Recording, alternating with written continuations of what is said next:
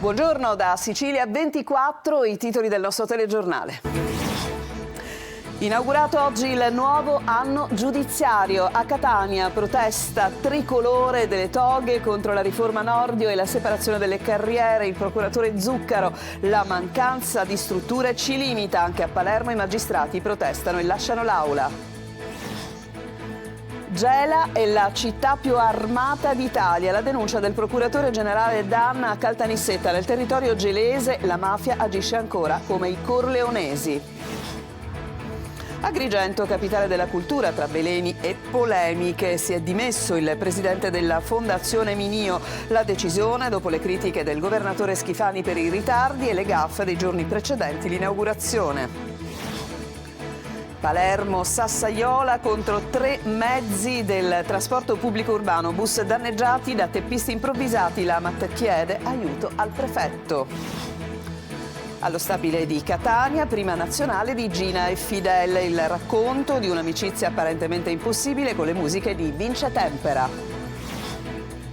Calcio, Palermo in campo domani a Reggio Emilia in cerca della terza vittoria consecutiva, sempre atteso l'arrivo di Poyampalo.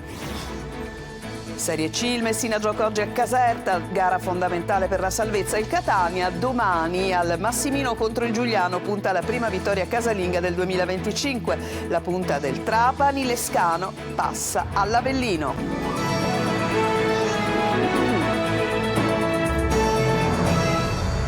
Ben trovati e apriamo il nostro telegiornale con l'apertura dell'anno giudiziario. A Catania è stato inaugurato, tra carenze di organico e nuove prospettive. Abbiamo sentito il procuratore Zuccaro che dice la mancanza di strutture ci limita, e poi la protesta tricolore delle toghe contro la riforma Nordio. Ma sentiamo Tonino De Mana.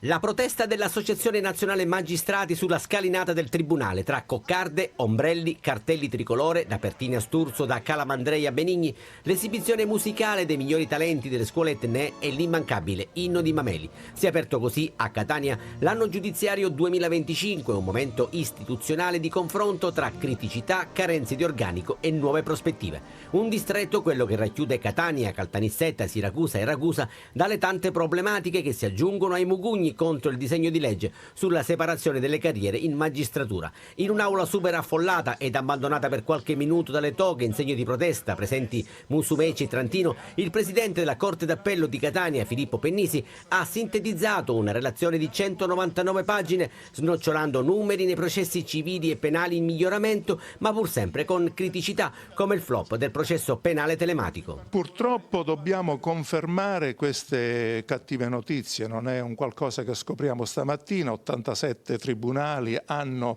preferito continuare con i depositi cartacei.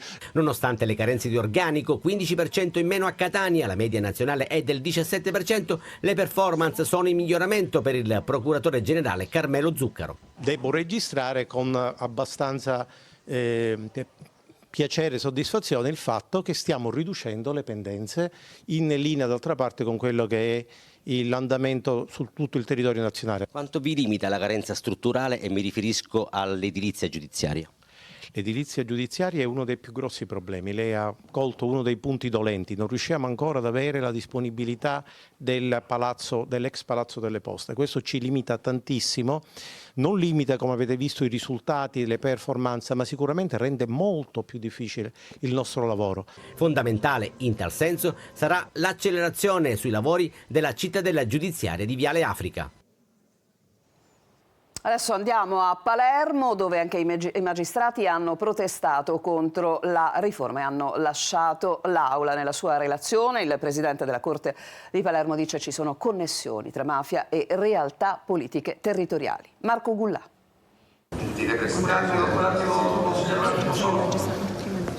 Anche i magistrati di Palermo abbandonano l'aula magna del tribunale in occasione dell'inaugurazione dell'anno giudiziario, quando ha cominciato a parlare il rappresentante del ministro della giustizia, in questo caso Alessandro Buccino Grimaldi. Dall'aula sono usciti soprattutto quei magistrati che si sono presentati con le toghe e la Costituzione in mano. Hanno così manifestato il proprio dissenso rispetto al progetto di riforma della giustizia promosso dal governo. Questo per accendere i riflettori su una riforma che avrà effetti nefasti anzitutto proprio nei confronti dei cittadini, una minore qualità della giustizia, una minore risposta dell'azione giudiziaria e soprattutto in questo territorio che ha già pagato un prezzo altissimo. Nel corso della sua relazione il presidente della Corte d'Appello di Palermo, Matteo Frasca Polara, ha detto: le indagini e i processi degli ultimi anni evidenziano come Cosa Nostra sia rimasta perfettamente attiva, con sempre nuovi referenti per le proprie esigenze di controllo del territorio. La presenza criminale della mafia, aggiunge in modo netto il magistrato, è ancora oggi particolarmente attiva ed economicamente florida. Ci sono connessioni esistenti tra la locale criminalità di stampo mafioso e le diverse realtà territoriali, economiche e politico-amministrative.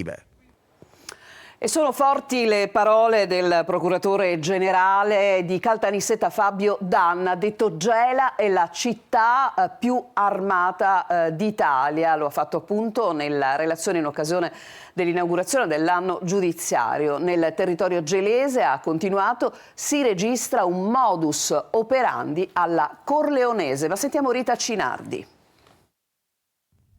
Le stragi del 92 e la pericolosità del mandamento di Gela, descritta come la città più armata d'Italia. Questi temi da attenzionare per quanto riguarda la criminalità organizzata nel distretto di Corte d'Appello di Caltanissetta. Lo ha affermato nell'illustrare la sua relazione il procuratore generale di Caltanissetta Fabio Danna. Il mandamento di Gela, così come sottolineato, un modus operandi apertamente corleonese, e cioè una chiara propensione senza alcuna remora al ricorso alla violenza più efferata. Inoltre la criminalità organizzata di quel territorio è senza dubbio una di quelle con maggiore disponibilità di micidiali e armi da guerra. Anzi, in relazione al numero di residenti, ha sottolineato il procuratore generale, è forse la più armata d'Italia e ha disponibilità anche dei micidiali Kalashnikov, che come è noto non sono mai stati utilizzati da Cosa Nostra in Sicilia per colpire obiettivi ordinari. Il procuratore generale si è soffermato anche sul tema delle stragi, ribadendo come fondamentali le indagini. Lo dobbiamo, ha detto tra gli applausi di tutti i presenti, ai giudici Falcone e Borsellino e agli agenti delle scorte barbaramente uccisi dalla mafia.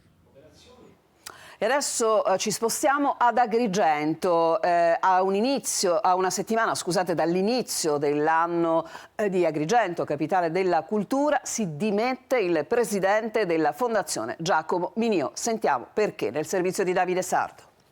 Ad Agrigento si apre un nuovo capitolo di tensioni attorno alla gestione dell'anno da capitale italiana della cultura 2025. Giacomo Minio, presidente della Fondazione, ha annunciato le sue dimissioni con una lettera dai toni duri.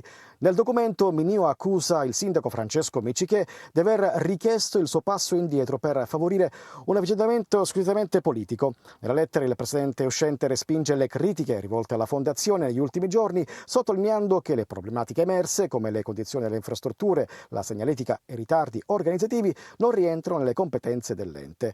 Le dimissioni arrivano dopo settimane di polemiche inasprite dai ritardi e dalle gaffe che hanno segnato l'inaugurazione ufficiale e la visita del Presidente della Repubblica Sergio Mattarella. Un evento che, anziché rappresentare un momento di celebrazione, ha scatenato aspre critiche, tra cui quelle del governatore Renato Schifani, che ha definito l'organizzazione deludente e quindi ha annunciato un repulist che forse è già iniziato e non sarebbe concluso. Il clima di incertezza rischia ora di compromettere ulteriormente un anno cruciale per la promozione dell'immagine di Agrigento e del territorio siciliano a livello nazionale ed internazionale. La città, scelta per il suo straordinario patrimonio storico e culturale, si trova adesso a fare i conti con divisioni politiche e gestionali che potrebbero mettere in ombra le sue ambizioni. A Palermo un 23enne è stato aggredito con una coltellata al torace al quartiere della Vucciria. Il giovane è stato portato al policlinico in sella a uno scooter guidato da un'altra persona che è andata subito via. Le condizioni del ferito piantonato dalla polizia sono al momento stabili. Restiamo a Palermo. 3 attacchi lampo a colpi di pietra ad altrettanti mezzi del trasporto pubblico urbano della città. Il tutto accaduto nelle ultime 72 ore. 3 autobus danneggiati da teppisti improvvisati. L'AMAT adesso chiede aiuto al prefetto. Manlio Viola. E allarme attacchi agli autobus di Palermo a colpi di pietra, vere e proprie sassaiole contro i mezzi in servizio, con danneggiamento di parabrezza, porte e finestrini e con grande paura e rischio per autisti e passeggeri. Sono già 3 i casi che sono stati denunciati, l'ultimo assalto nel pomeriggio di ieri, venerdì 24 gennaio in via Papa Sergio, presa di mira una vettura della linea 731 raggiunta da una pioggia di sassi che ha causato la rottura del parabrezza anteriore. Fortunatamente i danni si sono limitati alla vettura, nessun ferito a bordo ma solo spavento per passeggeri e autista. Nelle 48 ore precedenti altre 2 vetture erano state colpite da pietre in aree diverse della città. Si è trattato di una vettura della linea 246 colpita alle portiere, mentre l'autobus era ferma al capolinea. Sono stati rotti alcuni finestrini laterali e danneggiate le porte scorrevoli. Il giorno precedente era toccato a un mezzo della linea 108 che invece era in movimento nei pressi dell'ospedale civico. È stato raggiunto da una pioggia di sassi che ha colpito i finestrini laterali ma dal lato opposto rispetto alle porte. Per i primi 2 danneggiamenti si cercano 8 ragazzini, mentre per l'ultimo episodio la polizia ha acquisito i filmati di sicurezza del bus e delle telecamere degli esercizi commerciali della zona. Il presidente dell'AMAT, Giuseppe Mistretta, ha chiesto al prefetto di Palermo maggiori controlli e interventi per risalire ai teppisti. Dunque abbiamo sentito il tema della sicurezza nel servizio di Manlio Viola e il tema della sicurezza sarà anche parte della puntata odierna de Il Punto. Luca Ciliberti è già in studio per delle importanti anticipazioni sulla puntata di oggi. Oggi tema della sicurezza, il tema della sicurezza analizzato soprattutto nelle 2 grandi città siciliane, Catania e Palermo, microcriminalità in aumento, forze dell'ordine che non riescono a gestire per varie ragioni ovviamente i fenomeni e poi i cittadini che vivono questo senso di insicurezza costante. Ne parleremo ovviamente, con le forze dell'ordine, c'è il sindacato di polizia, con noi il rappresentante nazionale Giuseppe Coco che è appunto il segretario nazionale del SAP, sindacato autonomo di polizia. Ci saranno i politici per analizzare questa vicenda, ma ci sarà soprattutto la testimonianza di una delle 2 vittime dello stupro alla Villa Bellini. Ricorrerà il 30 gennaio, quindi la prossima settimana, l'anniversario, un anno diciamo da questo spiacevole evento di cui tutti hanno parlato, tutta Italia ha parlato, che è seguito poi a poca distanza dallo stupro di Palermo, quindi quello del Foro Italia. Quindi, insomma, di questo parleremo, la testimonianza importante, ci sarà appunto il testimone qui in studio, ma gli altri ospiti per proseguire l'analisi all'interno della trasmissione, quindi appuntamento subito dopo il TG in diretta. Quindi alle 14:30 Il Punto, adesso ci fermiamo, c'è una pausa e torniamo tra poco.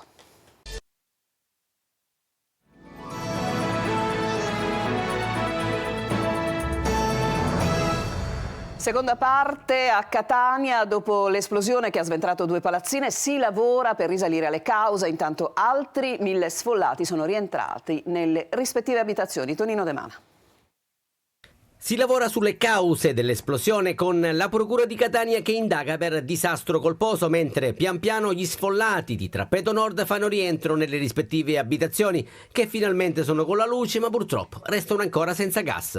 Riflettori puntati sulla zona rossa, l'unica rimasta off limits con presidi fissi delle forze dell'ordine impegnate anche contro attività di sciacallaggio. Sono 72 le persone rimaste senza casa, alloggi e quel che resta che ricadono tra le vie Fratelli Gualandi dal Civico 1 al 23, via Carmelina Salanitro e Gesa Kerzes. Per loro, riprotezione in un villaggio turistico della Playa in attesa di tempi migliori, con la protezione civile che si sta facendo carico per offrire aiuto ed assistenza. Per gli altri, lento ritorno alla normalità con Catania Rete Gas che continua ad effettuare verifiche e sondaggi nelle tubature. La sensazione è che serviranno almeno altre 48-60 ore per l'erogazione del gas. Intanto, sta meglio l'operaio ferito ieri mattina durante le operazioni di sbancamento, mentre le macerie rimosse sono state raccolte e convogliate in un deposito per i successivi accertamenti scientifici. Adesso lo spettacolo con una prima nazionale al Teatro Stabile di Catania, quella di una storia molto particolare, quella di Gina e Fidel. Ci spiega tutto Desire Ferlito. Il Teatro Stabile di Catania porta per la prima volta in scena in Italia Gina e Fidel. Nel testo dello spettacolo, che è tratto dal testo dello scrittore e drammaturgo ungherese Zsolt Pozsugai, con la regia di Claudio Di Palma, viene raccontato l'incontro nel 1974 a L'Avana fra Gina Lollobrigida e Fidel Castro per realizzare un'intervista per la televisione italiana che fu poi distrutta. Il racconto di un'amicizia apparentemente impossibile con 2 mondi completamente opposti che si incontrano. un avvocato di formazione gesuita che si è trasformato in un dittatore e un'attrice di fama mondiale che ha abbandonato di sua spontanea volontà il cinema. Protagonisti sul palco Emanuela Muni, che interpreterà Gina Lollobrigida, e lo stesso regista Claudio Di Palma nel ruolo di Fidel Castro. Le musiche sono state composte dal maestro Vince Tempera. I ritmi cubani sono dentro di noi, capito? Quindi rum e ritmo cubano, questo mi ha ispirato Fidel. Che ci restituisce un'immagine intima e insolita di queste due grandissime personalità. Questo spettacolo inoltre fa conoscere al pubblico una Gina Lollobrigida inedita, molto diversa rispetto alla diva immaginata da tutti. Un progetto di altissimo livello, ha dichiarato il direttore del Teatro Stabile Graziano Piazza. E adesso ci fermiamo ancora, poi il calcio, cominceremo con il Palermo, tra campo e mercato, a tra poco.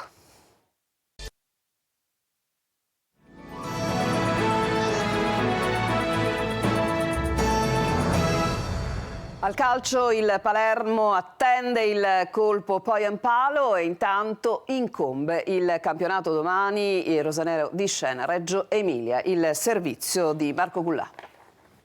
Non vuole parlare di mercato e quindi del possibile arrivo di Giampaolo. Alessio Dionisi pensa solo al match di domani contro la Reggiana. Il Palermo Reggio Emilia va alla ricerca della terza vittoria consecutiva al termine di una settimana caratterizzata principalmente dalle voci di mercato, con l'attaccante del Venezia ormai ad un passo dal vestire i colori rosanero, testa solo alla Reggiana. Noi dobbiamo rimboccarci le maniche, sudare e lottare per ottenere il terzo risultato utile. Punto. Non diamo per scontato nulla perché non siamo mai riusciti a dar continuità, quindi, o perlomeno pochissimo, quindi dobbiamo lottarci, sudare, veramente rimboccarci le maniche per ottenere il terzo risultato utile, sarebbe già una cosa importante. Dionisi ha già fatto intendere che non ci saranno cambi rispetto all'11 che ha battuto domenica scorsa la Juve Stabia. Brunori e Leduaron flirtano sempre più, c'è feeling e domani saranno ancora una volta titolari. A centrocampo Pierozzi e Lund dovrebbero agire sulle fasce, al centro spazio a Segre come mezzala destra, Gomez, Perno centrale e Ranocchia mezzala sinistra. Non c'è spazio per Di Francesco, il nuovo modulo lo penalizza. Nella Reggiana c'è Gondò in avanti con Vergara e Portanova a supporto. Adesso in Serie C il Catania in cerca di una vittoria nel nuovo anno. Domani alle 12:30 al Massimino arriva il Giuliano Marco Carli.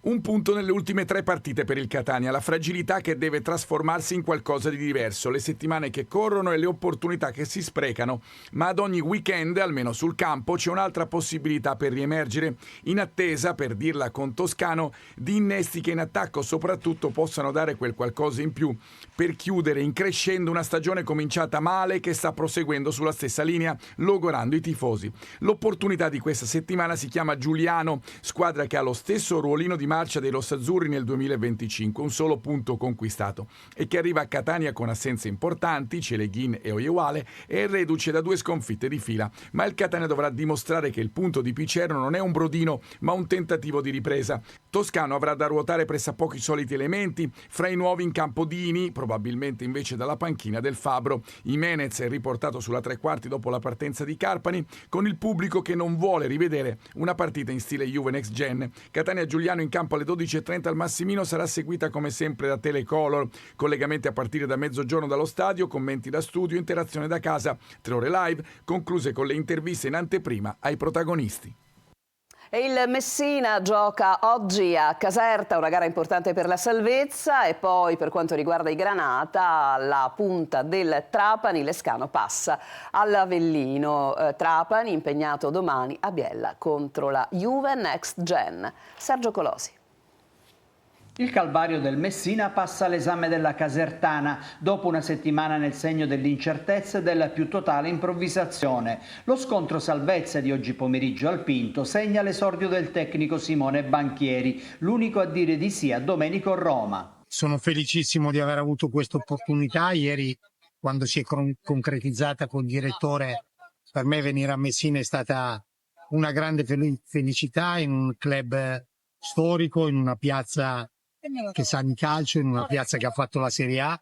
Convocato anche l'ultimo acquisto dal Cosenza il terzino destro Ghianfi. Morichelli gioca dall'inizio in difesa. A centrocampo la conferma di Crimi e l'esordio di Buchel, con De Sena e Luciani in attacco. Per il Messina terzultimo, con 4 lunghezze di ritardo dalla Casertana e col peso della possibile esclusione del Taranto, che toglierebbe 6 punti dalla classifica dei giallorossi, è una sfida cruciale, preparata nel peggiore dei modi, senza allenatore e con ruoli ancora scoperti. Clamorosa notizia di mercato a Trapani. Facundo Lescano, 17 gol in 23 giornate, lascia il club granata e firma con l'Avellino. Antonini ha dato il suo assenso. Domani la squadra è impegnata a Biella contro la Juve Next Gen, tra le più in forma del girone.